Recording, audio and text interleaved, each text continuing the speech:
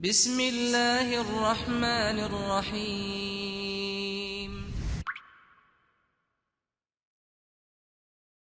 الحمد لله رب العالمين الصلاة والسلام على سيدنا محمد وعلى آله وصحبه أجمعين. Dear brothers and sisters, Assalamu alaikum wa rahmatullahi ta'ala wa barakatuh, and welcome to Islamic Oasis Live. Brothers and sisters, obviously I'm sure many of you are watching what is taking place in Sham. The opposition has been able to take Halab, has been able to take Saraqib, has taken Marat al-Noman, has taken Khan Sheikhoun. It's on Reef Hama right now. They are almost about to maybe even enter Reef Hama. We may actually hear that soon. And as you know, that I'm sure everyone is surprised at the offensive and in the way how swiftly they have been able to basically take over these lands that have been under the regime for almost a decade now, since the revolution has begun. And even for us, I've spent a lot of time, almost 10 years in Sham throughout the revolution. Inshallah, I'm also planning to be there in the next 10 days. It has been a surprise. I remember the times when the opposition was trying to take that castle that you were seeing, flags on and everything. That was that's a very strategic place. Salah ad-Din Ayyubi had said that anybody that controls the castle controls Sham. Because Aleppo is, or Halab, also known as Halab, is one of the largest cities in Sham. At one point, the opposition had controlled it for 6 years. Then it was under siege by the Russians, by the regime, by the Iranians. The Hezbollah was being used as a proxy, and all this, situation. The Americans, PKK, over 1,000 different groups that have been in and out of Syria. Of course, involvement of Iraq, involvement of Turkey. So there is a lot that we need to unpack. So, of course, to do this, who better than our brother Adnan, who's always here, who has this is his background. He looks at these things in ways that some of us may not be able to look at. So we wanted to have this discussion with our brother Adnan. Again, welcome back to Islamic Oasis, Sheikh. It's good to be here. Brother Adnan, so tell me, Sheikh, when you are looking at what's taking place, what's going through your mind? Is international law or international order falling apart? Because what we are saying in Sham, we may as well see that throughout the Middle East soon. You have a situation in South Africa or South Korea going on. You have a situation in Tbilisi in Georgia, close to Chechnya, that area. What's going on, Sheikh? When you see what's happening in Sham, give me in the beginning the bird's eye view, I guess. That what are you seeing happening in the international arena? Okay, so what's happened really just the last few days? We've seen Aleppo, the former industrial hub of Syria, second largest city, as you mentioned, is fallen. It's fallen outside regime hands. And Bashar Assad, we don't actually know where he is. He went to Russia and he's not been seen since then. So it's very likely he's watching from afar to see how this actually turns out. Well, supposedly they brought him back to I don't know. That's another thing that he came back. Not sure. Yeah. I mean, he needs to come back. He needs to show his face if he wants to rally his troops. Yeah, if your leader is not on the battlefield, he legs it. It shows you it's the end. Everyone had obviously taken their eye off the Arab Spring. I think it was the decade anniversary in 2021, a few years ago. People look at Libya, they look at Yemen, they look at Syria. Civil wars or brutal wars going on. So many people had actually lost hope. In Syria, to be honest with you, from about 2016-17, when the regime took back Aleppo, when a lot of the rebel forces ended up in Idlib, people had basically taken their eye off it because the Arab Spring had basically gone south. And since then, we've had the war in Ukraine. You've obviously in the last year seen the war in Palestine. But actually, what's happened is Bashar al-Assad actually is one warlord in Syria. He's actually never regained the whole of the country. The north has actually been out of Bashar and the regime's hand really since the early part of the Arab Spring. Yeah. Obviously, we saw global powers got involved, regional powers got involved. He's not really. So, really, what's happened is from 2016, when people started looking elsewhere, he's tried to take it back. He struggled because his forces had basically disappeared. He relied on Hezbollah. He relied on Iran. What Iran did was gathered Shias from across the Muslim world, Afghanistan, Iraq, Pakistan. Iran. Even now, they were trying to see if they can rally the Shia from Afghanistan, Pakistan to. So Bashar became completely dependent upon Iran, Hezbollah, and Russia to survive. And really, what's happened is he's tried to take back Aleppo. He's tried to integrate it into the country. But Bashar's argument is, I am the legitimate leader. I rule over the whole country. What this weekend has proved is you do not rule over the whole country. In fact, there are other people that could claim they rule over some parts of Syria. So this weekend, what is shown, the Arab Spring is not dead. In fact, it's back. The difference this time is Bashar al-Assad and his regime is a spent force. There are divisions amongst his support base, amongst the Alawis who've supported him. That after 13 years, you're done. You're finished. The economy is in shambles. He destroyed the country to remain in power. His own supporters can actually see that. And the reason why Aleppo fell so quickly is his forces didn't put up a fight. He's outside the country. They can see he's a spent force. Why am I going to die for this regime when the regime is at the end of the line? That's why nobody can explain to you why Aleppo fell. It fell because the forces that were sent there didn't put up a fight. They put their arms down. They don't see why they should die after 13 years for a regime who clearly doesn't rule over the whole country. So the Arab Spring is back on. It was quiet for a little while, but is basically back. There is still a long way to go, and I'm sure we're going to talk about this. But yes, for everybody that thought it was over, it's not. It's actually back. And really, the discussion we can now start having is what should the post-Bashar al-Assad regime look like? For 10 years, the rebels were busy fighting. They were busy surviving. Now we can see the light at the end of the tunnel. He is a spent force. There's actually many things that can come after him. And I'm sure that's something we should really discuss. And actually, his end, everybody can see. In fact, his own supporters can see he's a spent force now. And that opens up so many can of worms. It opens up so many doors. It's got many, many regional and global leaders worried. And, for everyone that thought, if you oppress people, if you're unjust to them, they're going to rise up eventually. There's going to be unrest. And that's what Bashar did. Bashar, like his father, and like the dictators in the Arab world, they think if you use brute force, that's how you rule over these people. You grab them by the neck and they will compromise and they will fall over. What happens if you oppress people, there will always be unrest. And if unrest remains for a long time, your supporter will turn against you. And that's where we are currently. So Sheikh, so there is a conversation that the Turks, so we'll bring in all the players in here. So now you have a discussion taking.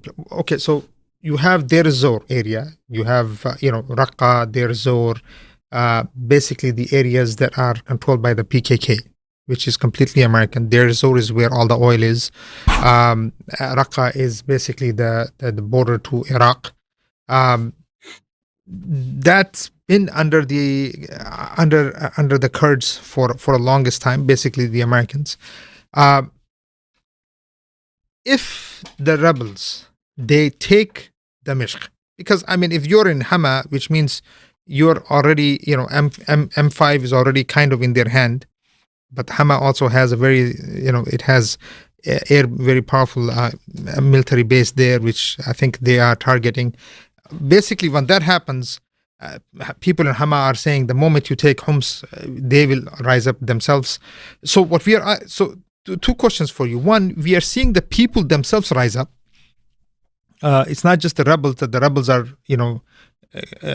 just swiftly kind of taking over, but also the people on the ground themselves are literally, the moment they're seeing that there is some hope, people are rising up against checkpoints, police stations, military bases. All of this is happening. Let's say the rebels do take, inshallah Rabbil Alameen, they take Damashq. And if they take Damashq, what happens to the other side of the country, the other half, Sheikh? Because Damashq is on one end, Deir ez-Zor, Raqqa, and all that is on the other end. Do you think the Americans will just get up and leave like Russians did and Iranians did? So it's interesting because America has lots of issues to deal with around the world. America has the China to deal with in the Far East. America is semi-involved in a war in Europe. Obviously, the Middle East is very important. I mean, that's why America has been very, very involved. Keep in mind, Sheikh, the heartland of Syria is really from Idlib, Aleppo, and that strip of land going all the way down to Damascus. That's the heartland. That's the heartland. Although it's much bigger, although it's a big country, really that's the heartland. And that's why you find from Damascus along the coast, going up to Aleppo, Idlib, to the Turkish border, that is where the majority of the people live. You've got the areas in the northeast where the Kurds live. So to be honest with you, if you take over that strip of land, you basically got the country. Right. I mean, all the trade routes are there. That's where. Yeah, that's true. So basically, I mean, that's what I'm saying. You have that area. You basically put the regime under siege. To be honest, once you take Hama and Homs. You put it under siege, or keep in mind that Bashar's supporters, the Alawis, already have very little confidence in the regime. If you can create the perception that the overthrow is inevitable, it's going to happen, what you'll find is the regime will start to crumble, and it's already starting to crumble. I mean, there's been infighting already in Damascus. Yeah. So in coups, this is what happens. In coups, what's more important is not the physical act, it's the perception that the coup's done. It's inevitable, and so you need to decide what side you want to be on. The rebels have already created that perception, right? What happened 10 years ago is this is an important point here, that the people rose up when the Arab Spring was going on in the region. They rose up for their rights. They rose up to live in peace, to be able to live without being monitored, to sharing the wealth of the country. The people rose up for that. They didn't. I mean, in fact, they just to be able to live like human beings, for God's sakes. Yeah, they just asked for their rights. And what the regime did is they could see what was going on in the region, and they're like, we need to clamp down on this. And you had the scenario where people are going to a janazah procession and they're being shot at. Yeah. So someone's being killed, it's the person's janazah and they're being killed. And the biggest problem the regime had was because the uprising happened across the country, they didn't have the forces to deal with this. If you send forces to the north, you've got no forces in the south. So the first thing everyone did when they rose up in the area, they ransacked the Mukhabarat facilities. So the eyes and the ears of the regime were gone. And eventually the regime just gave up the north of the country. They realized we can't be everywhere. We just have to protect the south and the Damascus area, right? And 2013-14, ISIS came and saved the regime. Because what did ISIS do? They didn't fight the regime. They went to the northern areas, which had already been under rebel occupation. So they completely, and let's be clear here, ISIS did nothing to overthrow the regime. In fact, their actions supported the regime. What they did was for the rebels. People saw through that throughout, yes. Yeah. Then by even now, I think they may try to introduce them. Yeah. This is and then 2015-16, when Bashar himself said on TV, I've lost half of the country, I'm not sure we can survive. And that was when Russia came and saved the day. Right? So now Russia has got, it's just subhanAllah. Russia thought, look at how powerful we are. 300 or 400 miles from Russia, we have intervened. We are a global powerful nation, a superpower. You need to take us seriously. Now they've got a problem in their own backyard in Ukraine. Yeah. Right? Ukraine, so and also I think what's happening in Georgia itself is another, I'm sure that's also Bashar pressure point. So he can't rely on Russia, right? Iran is fighting for his survival in the region. By the way, yesterday, even the Russian, the water, they had the naval base. Naval base. The ships are leaving. Yeah. Look, if you're pragmatic, you're a Russian leader, what's your priority? Right. Ukraine will always be a million times more important. You share a border with that country. Syria was a very easy, from their perspective, it's 400 miles away, 5,000 troops at most. That's a very small operation. You're fighting from the air. You don't have troops on the ground, so your troops aren't going to die. The rebels weren't they didn't have a lot of capability. So it was a very easy operation for Russia, right? Now Russia is struggling for troops to fight in Ukraine. It has to turn to North Korea. So for Russia, the priority will always be Ukraine, right? It doesn't have time for Bashar. Iran is fighting for its survival. Hezbollah has been decimated. Bashar is standing on his own. He probably thought he survived after 10 years, right? The other thing that happened, why the original Arab Spring didn't succeed, was what the regional countries did, like Jordan, like UAE, like Saudi and Qatar. They caused disunity amongst the opposition because they backed different groups. And in the end, they started fighting each other, right? What we saw in Aleppo was multiple groups come together and unite to take it back. Right? So people keep saying HTS led it. HTS was one group amongst many. Right. I mean, the numbers are. In the West, they have to use labels because they have to simplify it. Yeah, this is not simple. What happened? Multiple groups came together, right, and the regime forces just realized we're not going to bother. Why are we wasting our time trying to defend this regime? So that's a scenario we're in here. You're right. The rebels in the north have had support from Turkey, and the Turkish view towards Syria is not completely the same as the rebel groups. Turkey's focus is really the Kurds, and for them, the best way to deal with the Kurds is you support the rebel groups. So although their vision overlaps, it's not the same. Now, right? Can it be that? What happens though, Sheikh? So let's say the rebels do take over, inshallah. This is, we hope that it's khair comes out of this. People are free. They rule with justice, because there are some problems that we have seen regarding justice and many other issues in the last 10 years when it came to their ruling. That's a different discussion that we can have. But is Turkey being pragmatic now and saying that, look, at the end of the day, this was going to happen? Because the statements coming out of Turkey is Bashar needs to understand that he needs to do things according to the will of the people. That's the statements that they're giving. It has to be the will of the people, the will of the people, the will of the people. So is Turkey saying, okay, we're going to have to deal with, what will Turkey have to deal with, Sheikh, if Syria comes under something that is non-secular, you see where I'm going with this. What will Turkey look at Syria as?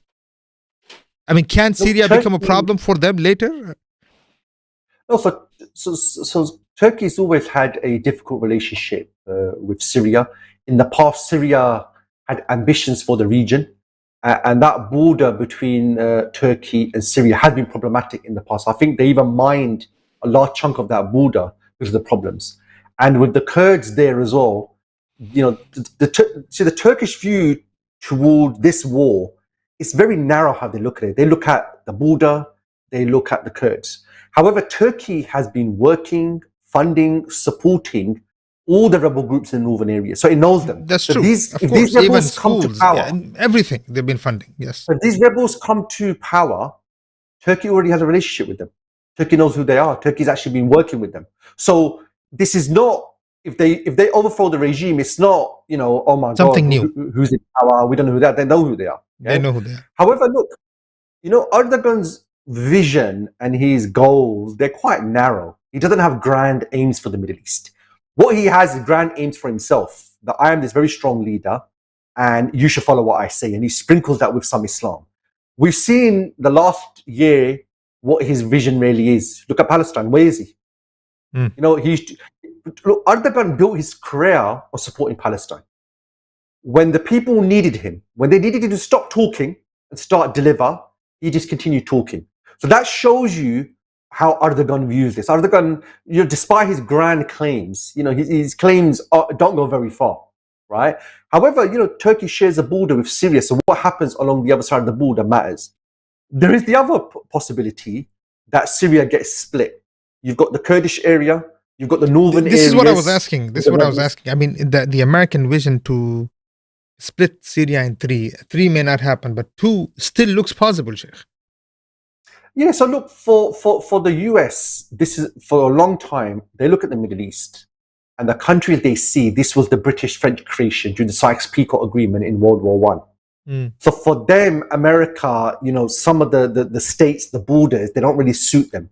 In fact, America's vision has been for a while that we split these countries further because these smaller ethnicities will come to power and they'll be dependent upon America. The only caveat I would say, look, America's priority at the moment globally is actually China. So America can't really be getting bogged down in the Middle East. America was bogged down in Iraq and Afghanistan, and look at what China's done. China's gone from being a poor country to a global industrial power, to a leader in future technology, to developing its military. So America doesn't have the time to be bogged down in the Middle East. America is hoping that it can work with some of the regional leaders. But the regional leaders, some of them have got some of their own plans. And also, look, China's here now. China's here and now. China isn't some power in 5-10 years' time. China's here now. So America's priority, they're actually the Far East, is actually not the Middle East. But that's look, why Sheikh, this development. China. So if you're looking, because I still want to stay in Syrian theater here, but if you're looking at China, Sheikh, can China become? I mean, look. So you have the international order that is basically falling apart, and then you may actually have multipolar whatever situation going on. You have, Central Asia. Let's say that you have the Russians there. You have India still in the middle of all of this. You have China, and then you have others. But are you thinking that it will be networks like BRICS and others that will be what will be the next coming world order will be run by block of countries, or China will be the superpower leading the world? So, we're in quite a unique scenario the last 70 years where you've had one global superpower who fought against another power, and then you've got this one global system. In human history, this has very rarely been the case. Where you've got one superpower who's far and above everybody else, and they've imposed this system upon everyone else. Many Americans are questioning, does this system actually benefit Americans? They feel, free trade, all these things, they seem to benefit other countries rather than America. This was Trump's campaign. So the people that have done the most to hurt the global system is America itself. When America invaded Iraq, when it invaded Afghanistan, when America watches on the sidelines when a genocide is going on, it's doing the most damage to the international order, right? Now, in terms of China, look, they view it, this order, it suits America. America uses it as a weapon. So their view is we do need to find alternative ways to live in the world. They haven't necessarily presented a new global order that can replace it. But what China has said and what Russia says is the current global order, it doesn't work for the world. It helps America. So America has put so many sanctions on on Russia, because it's its own currency used as a weapon. So this is the Chinese-Russian argument that this puts America in such an advantageous position that it's not good. Trump just this week, unbelievable. He sent out a tweet that anyone who uses any currency other than the dollar, watch out, we're coming for you. Right. I mean, now he's standing with, there's a tweet, I guess I don't know if he was joking or what, with the Canadian flag standing on the mountain. Yeah. Is he, and he almost like he might invade Canada. I mean, obviously, but the way he's posing and all this. So, Sheikh, I mean. So America's in the position now, it can't say to the world, you should follow our system because here's 5 benefits. You should use the dollar, here's 3 benefits. They're now forcing the world to continue following what they already have. That is the best example of a declining power. That's exactly what Rome did in history. What Rome said is, by brute force, you have to follow us. The fact that Trump couldn't tell us, here's 5 reasons you should use the dollar. The fact that he couldn't do that tells you where this country is. So my personal opinion is, America is in the same position Russia was in the late 1980s. Everybody could see this is a declining power. But you've got nuclear weapons. You've got this massive army. When the Berlin Wall came down and the Red Army wasn't sent to go and defend East Germany, everybody could see this is a spent power now. It's over. America's Berlin Wall moment is all around us. We're just waiting for it to happen. And that's why the American emperor has to use the sword, has to say, we will throw sanctions at you. We will do X to you if you don't follow our way. But that's what you do when you're losing. When you're losing, you can't present the benefits of following us. So that's why Syria, the heart of the Middle East, shares a border with Israel. What happens in Syria affects the whole region. What happens in the Middle East affects the whole world. That's the situation we're in. Don't get me wrong. There's still a long way to go yet. We are, today is Wednesday, we're recording this. On the weekend, we saw what happened. So there's a long way to go yet. But what's interesting is the leader that's supposed to protect the status quo in Syria, he's a spent force. The country that was created as a forward-based Israel, they've lost all credibility. Everything America wants to happen isn't necessarily working out that way. And now you have another power in the Far East. So to be honest with you, there's events going on that are showing us that the status quo can't continue. The status quo is gone as far as it can. Now, there's many potential outcomes that can happen, and we can discuss these. But what's looking the most unlikely is America, the global order, the status quo. For it to continue, that's looking completely unlikely. So that's what I'm saying, Sheikh. So what does the new world order look like? China sets up the rules, or No. So regions will set up rules. Order, so China's made this clear. What China would like to see is, China doesn't want to be the global hegemon. It said this, it doesn't want to be like America. And the Chinese don't believe their culture is universal. They believe their culture is for the Chinese people. Their view is a global hegemon is not good. Look what America does. It weaponizes its currency, it enforces on people. So what they're saying is there should be multiple powers in the world. In fact, there should be regional blocks and multiple regions in the world. So they don't necessarily... Their vision isn't to impose Chinese culture. In fact, the Chinese, they don't have a global vision. They're not like the communists who wanted to spread communism around the world. They're not like the West who want to spread democracy and freedom. The Chinese view is they've got their culture. They recognize there's other cultures, and their view is there should be multiple powers because that would balance each other out.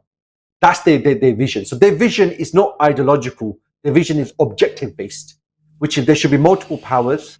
There should be regions that have multiple powers, and that creates a more stable world. Where you have one power that will impose on the rest of the world. And at the moment, America has got no credible argument of why they should be sitting at the top and why their values are the best for the world. The reason why Trump is in power is not because he represents their system, is because he represents where Americans want their country to go. They want their country to be a bit more isolationist. They want their country not to get involved in wars. They want their troops to be at home or not around the world. They want other countries to do their own economies rather than rely on America.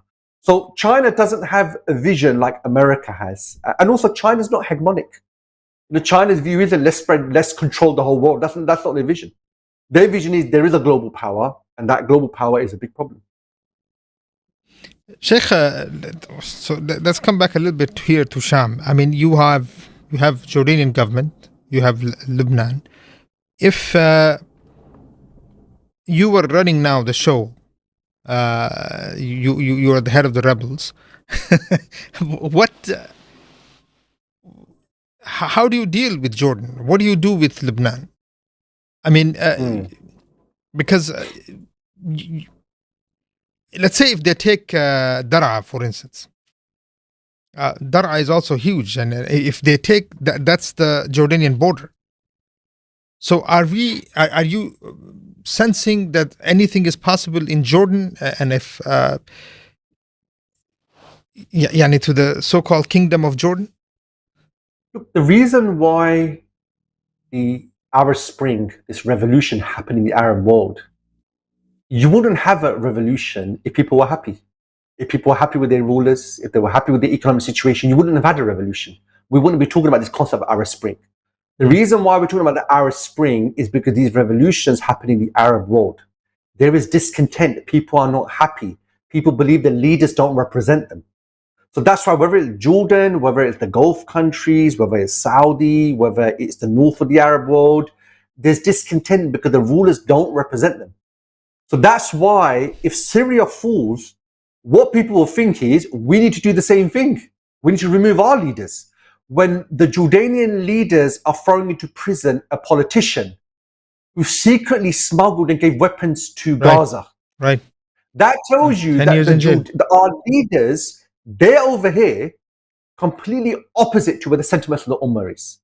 In fact, I would say if Syria falls, it will be very easy for the people in Syria to unify with the wider Muslim world.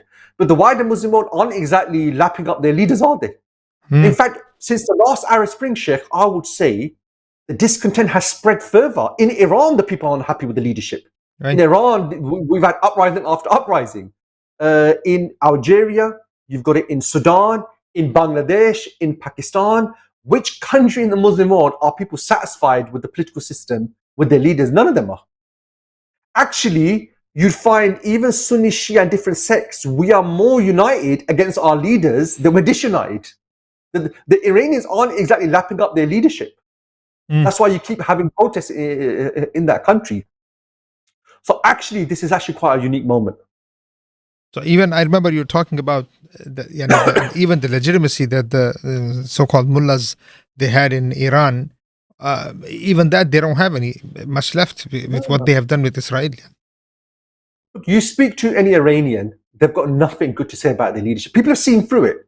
Iran stood for Shia Islam. Well, no, you don't. You pick and choose. Iran stood for Palestine. Well, we've seen. No, you did. Iran was going to make the Iranians. The leadership was going to make Iran strong. Well, actually, they've been under sanctions for a very long time. So people have, and that's why what happened with Mahsa Amini, the sister, really showed you what people can see through what this Iranian leadership's about. And also, Iran suffering from economic issues, is suffering from all sorts of issues internally. This is the same across the Muslim world.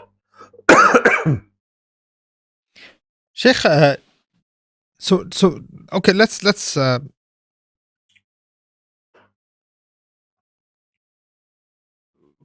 what will happen to Syria? So you are still expecting that Syria at the end, it may be still two countries. So I think there's a number of possible outcomes. The regime falls, then the question is who's going to take over, how that's going to work. So you've got that challenge. You've got potential that there's an agreement made or international powers get involved, they split the country. And there's various different ways you can split it. There is a possibility where the Bashar Assad family is removed from power and another family or a coalition of families take over. You got the option, you can split the country in multiple different ways. But you think the rebels will allow that to happen, Sheikh? They don't. The problem you have is we've seen this in other countries where we've seen the last 13 years, the regional powers, their vision for Syria is very different to the people's. The global powers, their vision is very different. And then unfortunately, we've seen previously, the different rebel groups, there's been divisions amongst them. Some of them have different visions. So, these things are all, in fact, I would say what really messed up the revolution was the fact that, different groups had different agendas. They weren't necessarily all on the same page. They took arms and equipment from different regional countries and they had other agendas. So, this isn't gone, is there? We've seen a show of unity recently with Aleppo. Julani, who's the leader of HTS, you speak to anyone from Syria, they've got mixed feelings about this guy. That's true. They've got mixed feelings about the rule as well. You've seen some groups are very Islamic, some groups are not so much, some groups are lefty, Right. some groups are more nationalistic. I mean, you see Some that people even when there is some with the white flag, some with. I've seen the tensions also in Idlib. By the every time you're in Idlib or any of these areas, you find those tensions where, what flag should be raised in the center, for instance, center of the city, on the government buildings. And then there's always the tension between the fighting groups. So, but the thing. So this. So, Sheikh, we're still, the opposition is still not on the same page. There's actually one easy way they can overcome this. Because the end is near, they should establish a charter. This is what we will subscribe to. So because they're fighting, they've not had the time to sit down and talk about a post-regime setup. They've been fighting for 10 years. This is a bit like, this is different to Afghanistan, yeah? The Taliban was a unified group. Its vision, if it takes power, will be what it implements. They just had to convince the other tribes in the north. Syria is a bit different. You've got the Syrian people, but then many people from outside have come to fight as well. Some of these are sincere. Some of them, there's question marks over. But fundamentally, the uprising was by the Syrian people. And most of the rebel groups, most of the rebels are from Syria. They've just got help from outside, right? So now they should set up a committee who deals with the international media, who deals with the international audiences. When the talks were going on about Syria, they were taking place in Astana, in Zurich, in Riyadh. The Syrians weren't invited to this. The Syrians that were invited were handpicked. The talks for Syria were done by Russia, America, Europe, and handpicked individuals. Right? That can't happen. So that's why they need to have a unified approach. They need to set up a team. You deal with the international. In fact, they need to tell the international community, the world, this is our vision. They need to expose the support the West have been giving to different groups in order to divide them. And all of them need to subscribe to it. So it becomes very clear this is what they're going to do. They need to tell the minorities in the country how they plan to deal with them. Look, Islam was present in Sham for over a century. Our history has shown, for a lot of Islamic history, we were minority Muslims ruling over majority non-Muslims. We have a history of how to rule and integrate and have a prosperous society with people who are not even Muslim. So we're not, what's really unusual is what's happened for the last 100 years. The fact that you've got a nationalist, Ba'athist Arab state.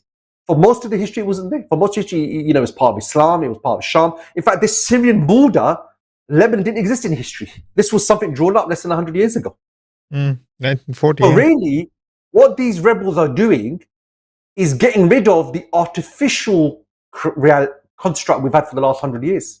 In fact, that should be part of their message. That one of our charter goals is to uproot this artificial situation we have, which was created by Britain and France. That should be, so all of them should subscribe to, so it's very clear. So at the moment, what people in the West are doing, they're looking at this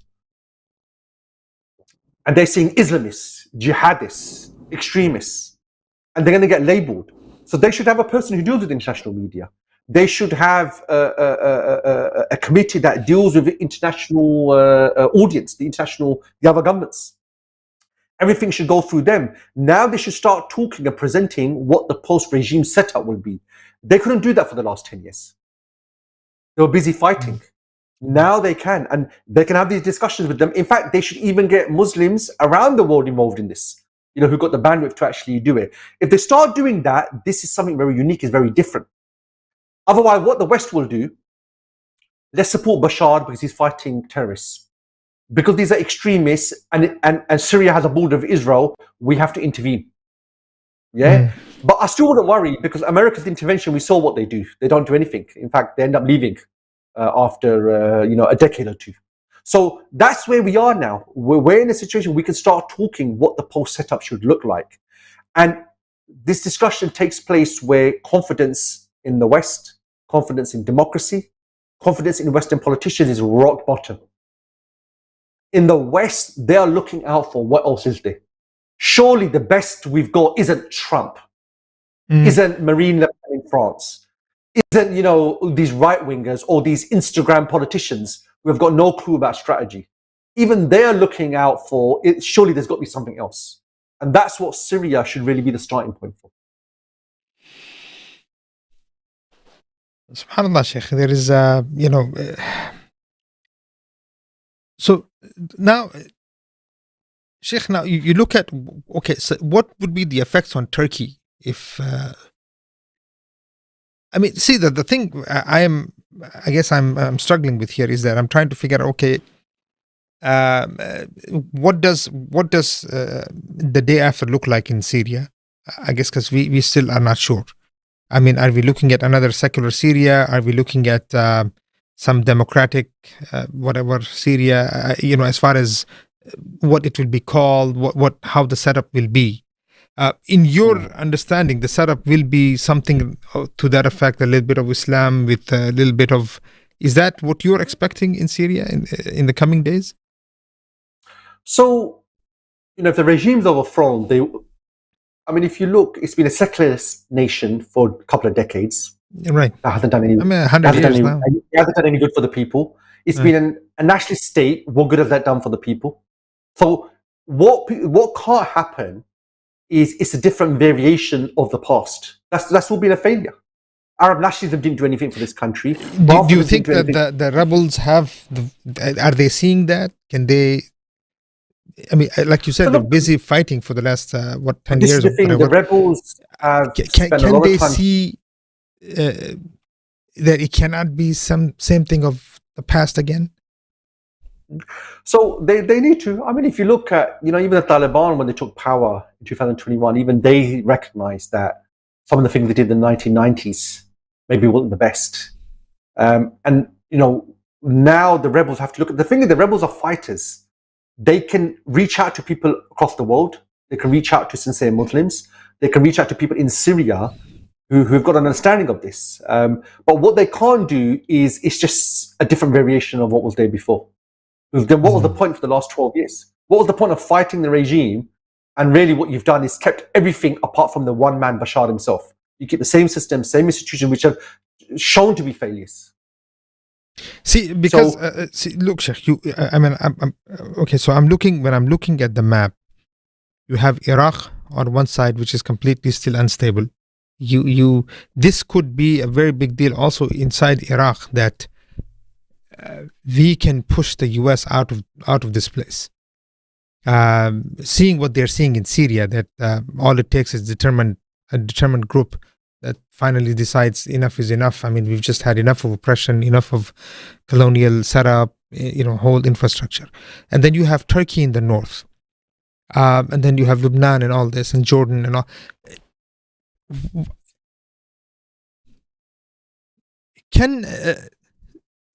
What would be the effects on Turkey with this?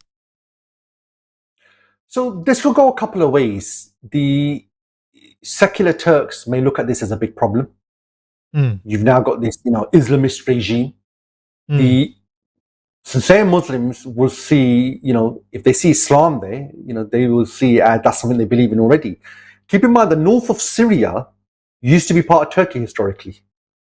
Sham includes. Oh, you mean south of Turkey? South of Turkey, yeah. Yeah, the south of Turkey. So this isn't like some you're foreign Gaziantep. Yeah, all the Gaziantep, Rihaniya, all of this is part of. This border was artificial, just drawn in the sand, drawn in the desert. It's completely artificial. So, and so really, if you uproot all the artificial things that divide the people, so that's why the rebels need to call out for unity. They need to call out for that. What we're doing here is a vision for all people, even the non-Muslims. How have the Kurds fared under Bashar Assad?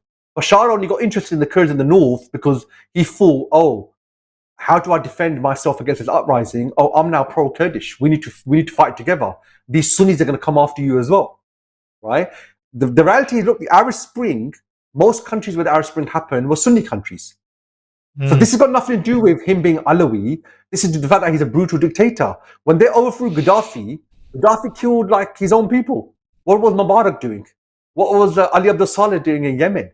So the point is, this is not a sectarian conflict. Bashar made it into a sectarian conflict in order to defend himself, in order to give legitimacy to his rule. And that's why Iran and these guys came and supported him. But look, we're now 13 years down the line. The situation in Iran is very different. The situation of Bashar is very different. It's a spent force. So things have changed now in the region. So, the Arab Spring hasn't ended. It took a breather, and now it's back. Now it's back with a vengeance. And what's happened now is things have changed for some of the pieces in the region. So the Bashar regime, the Iranian regime, their situations are very different. Okay, one more question, because this is an interesting one. I just, because of the time here also, I know it's 3:15 already. It's been in. Sheikh, so if you look at, when we're looking at change, right? I mean, you look at Afghanistan, you have a group like Taliban that has basically fought the regime and fought those who were controlling the regime. In the case of Afghanistan, it was the US that was basically controlling, what's known as the Afghan forces.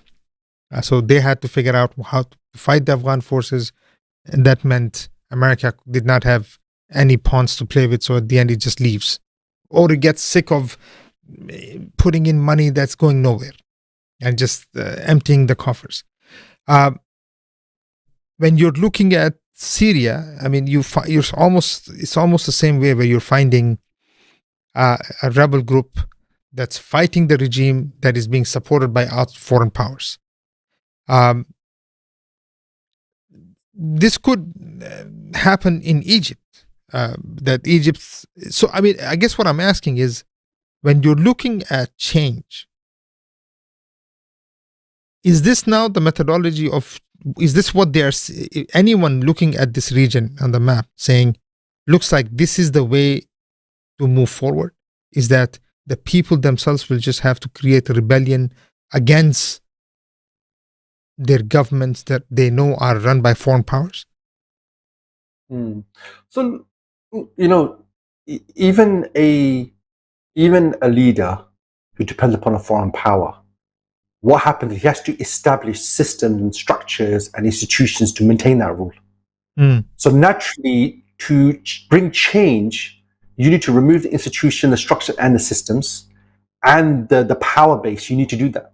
Now, even if he's getting support from a foreign power, that doesn't mean he's unmovable. We've seen, you saw during the Cold War. True. I agree with that. But what I'm saying is, it going to be, because we're seeing that across the region, whether it's Afghanistan, could happen in Pakistan, could happen, I mean, obviously happening in Syria, where there is a rebellion. It's a violent rebellion against regimes. Obviously means institutions are already failing. So is this what we're going to see in the coming days? Because, people tried protests, looks like. I mean, I'm looking from the historical perspective here, is that they tried protests, the Arab Spring, protest, and they were just brutally murdered on the streets of their own capitals. So do you think that the people are looking at this thing and saying, okay, protest, trying to get the army on your side and all of this, none of this is working? So look, each uprising in a different part of the world, it has its own dynamics. They're not nearly all similar. But if you take the case of Syria, when people first protested when the Arab Spring started, they just wanted their rights. Yeah. They were saying to the regime, just give us our rights. They wouldn't even call for the regime to go. They were saying, just give us our rights. The regime clamped down, and they had to defend themselves, so they did an armed struggle. But obviously the underlying problem fundamentally is the regime and whoever supports it. That's the problem. So you're going to have to uproot that. Now, how you uproot it can be done in different ways. You could win support from some of the people in there, right? Or you would physically have to remove it. Now, even though also in Syria, you did have, when the uprising began and it started getting deeper into the uprising, there was a lot of soldiers, a lot of army split. That did happen. One of the reasons the regime struggled is because many people in the army defected. Right. There was a huge number of defections, right? Yeah. So there was a perception, you got this massive uprising. This is normal people, Syrian people born and bred there. The regime is now saying you need to go and kill him. And many people in the army weren't. So that's why Bashar wasn't able to use his army to defend himself. He needed Iran, he needed Hezbollah, he needed Russia. He Foreigners to come in and survived do the with slaughtering. external support. Right. But the problem with external support is it can change. Nice. Yeah. And that's what's happened here. So the fact that he needed external support shows you the position he's in. He's in such a weak position, he can't rely. And again, he was dependent upon the Alawis, who are a very small minority. And even they now have got issues with him. So if he's sensible, he would be better off going into exile. But people like this don't do that because they want power. They believe it's their right to be in power. And that's why these people have to move. So ideally, if you could, and to be honest with you, what seems to be going on now, there's splits in the regime. Why would do you want to go down, with this regime? So even America, looking at Israel, looking at the opinion about Israel, do you want to go down with it? But nobody would do that. That's what's going on in Syria now. Forces were sent to Aleppo to go and fight. Bashar's out of the country, and they're thinking, do I really want to go down for this guy? Right, they're just surrendering everywhere. Yeah. They're just surrendering everywhere. That's why, everyone's talking, how did Aleppo fall so quickly? It fell because the people that were sent to go and fight and defend it didn't bother. Why would you? You've been fighting for the regime for 12 years. The economy is finished. The country is languishing in poverty. There's sanctions on your country. Him and his family and his supporters, they're living in luxury. The majority of the country isn't. They can see the writing on the wall. Everybody's living in tents. People want to go home. People want something to live. So now what you've got, is you've got the majority of the people who are opposition. They're going to want to say in the future of the country. The Kurds are still a minority. The Alawis are a minority. So the West and the regional leaders are going to try and make contact. But, you got 12 years. Who did Saudi support? Who did Qatar support? Who did UAE support? You now know what these guys really stand for. That they don't have your interests at stake. They are not your allies. Right? The allies are the people of Iran, are the people of Iraq, are the people of Jordan. They're your allies. Right? They're the people that you can rely on. They're leaders you can't. So that's why everyone that's benefited from the status quo are leaders. They're the ones that are going to be worried now. With what you've, and this is why Syria was always very different. Syria was the regime has to go, not the leader. The regime has to go, and after that, we see Islam playing a major role. None of the other Arab Springs had that. That's not to say the other ones were insincere, but so like in Egypt now, people have realized you overthrew Mubarak, and then eventually the army generals in power now, and the army generals turned out to be even worse. So you didn't change the regime. What you changed was one person, and no country is one person.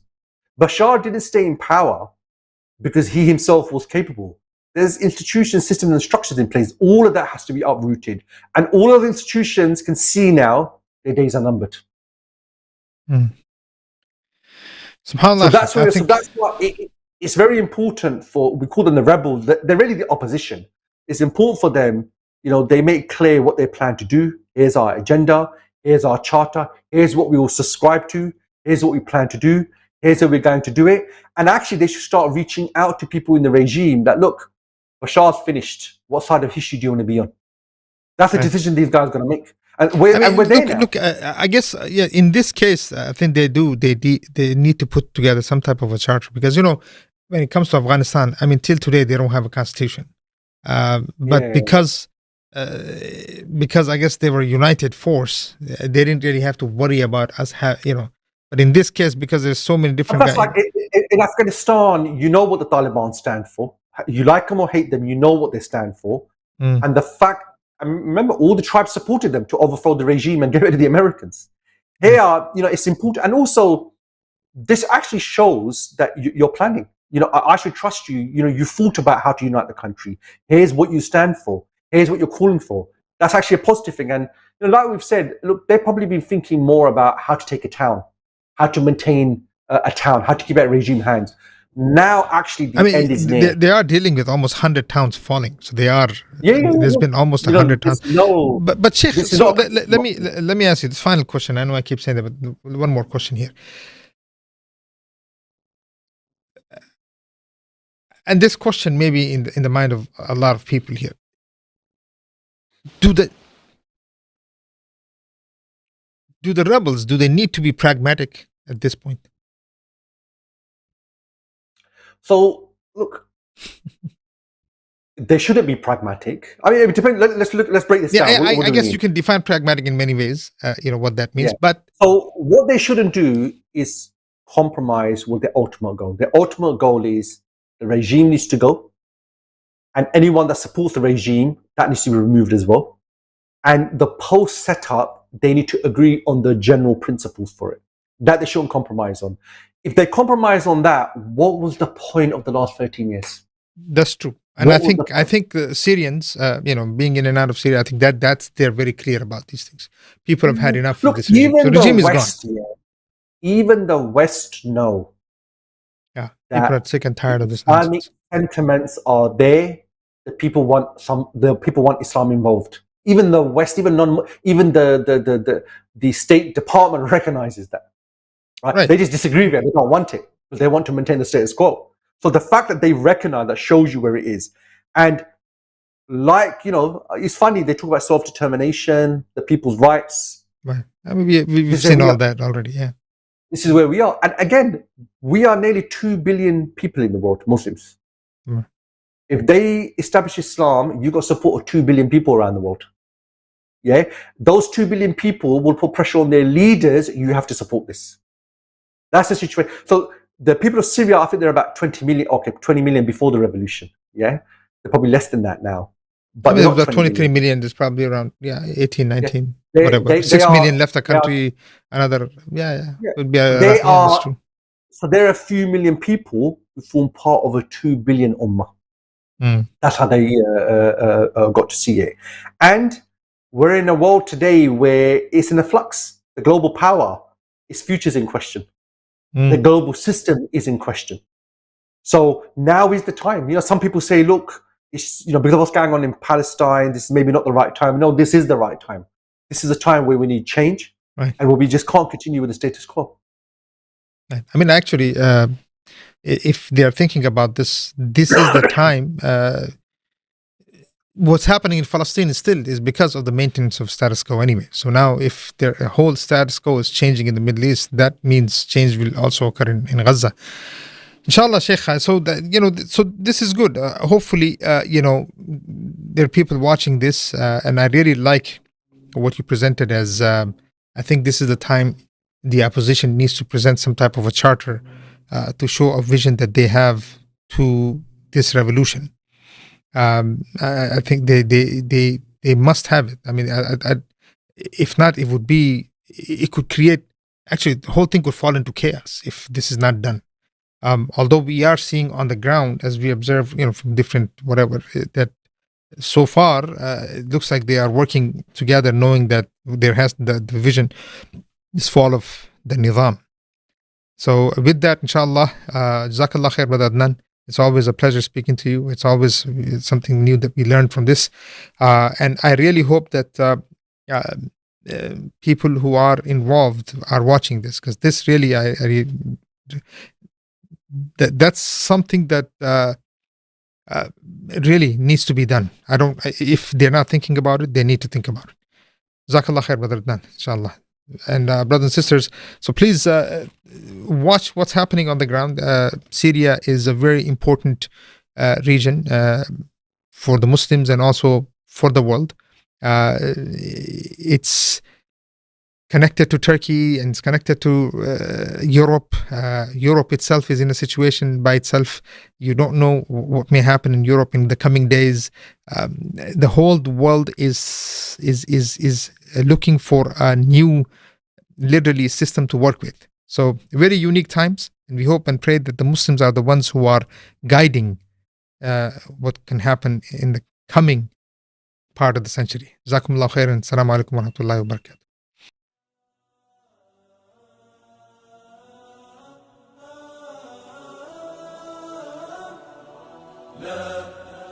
لن يطول الظلام ديننا لن يضام نحن جيل الهمام نحن فينا عمر لا لا لا لن يطول الظلام الظلام ديننا لن يضام نحن جيل همام نحن فينا عمر صبح بدا نور ظهر نجم وشمس وقمر ألقى على الدنيا الدرر هذا عمر هذا عمر كل البرايا تنتظر أيامه البيض الغرر كي تستفيد من العبر هذا عمر هذا عمر لا لن تدوم الجراح بل سيأتي الصباح نحن أهل الكفاح نحن فينا عمر لا لن تدوم الجراح بل سيأتي الصباح نحن أهل الكفاح